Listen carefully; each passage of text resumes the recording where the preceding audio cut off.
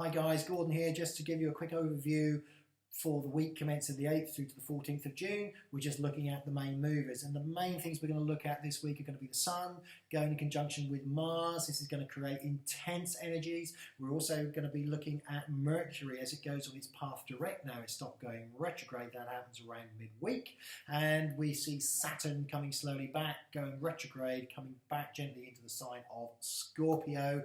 But the main thing is we get towards the end of the week, the Sun and Mars getting very, very close together. So intense energy at the same time that Neptune starts to go backwards. We could see some stories breaking very much in the press of everything is not as it seems.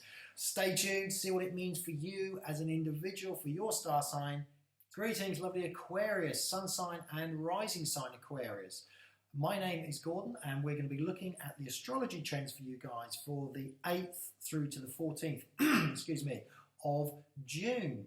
Now, as you've heard from the earlier trailer, the main moves for this week really is going to be the Sun. The concentration is going to be around the Sun and Mars. So where is the Sun, Mercury and Mars in your chart? Well, as we look, it is complementary. They are very much working with you because the Sun and Mars and Mercury, where it starts to move forward. Don't forget, of course, as we go towards the midweek, we see Mercury starting to move on its more direct motion. This is in the area of your 5th house. Now, the 5th house is to do with, it can be to do with relationships. If you're looking at new relationships, this should be a particularly good time, a positive time for you, Aquarius, a time when you could be going through a bit of a, I would say, a transformation. The thing to look here is this is a time for opening out your horizons.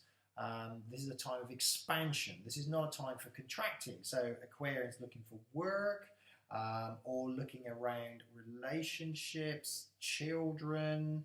Can also be a great time for getting involved with things like music, going to the theatre, looking at new ideas, new horizons, new projects, new things that you hadn't thought of before, because this is the area that is the centre of expansion. Now, linked to these on either side, you're going to find changes around your relationships and also changes around your ability to communicate and get what you want.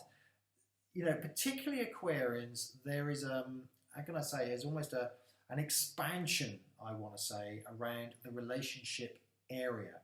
You're either going to be in a position where you could be moving, you could be changing the setting around the relationships, people could be moving in with you, that kind of expansion. You are getting what you want. You're entering into a much, much more positive time, a time when you are thinking, yes, I can understand what's happening, and I'm getting down to the nitty gritty. I'm no longer living perhaps the illusion. I'm living now what is meant for me.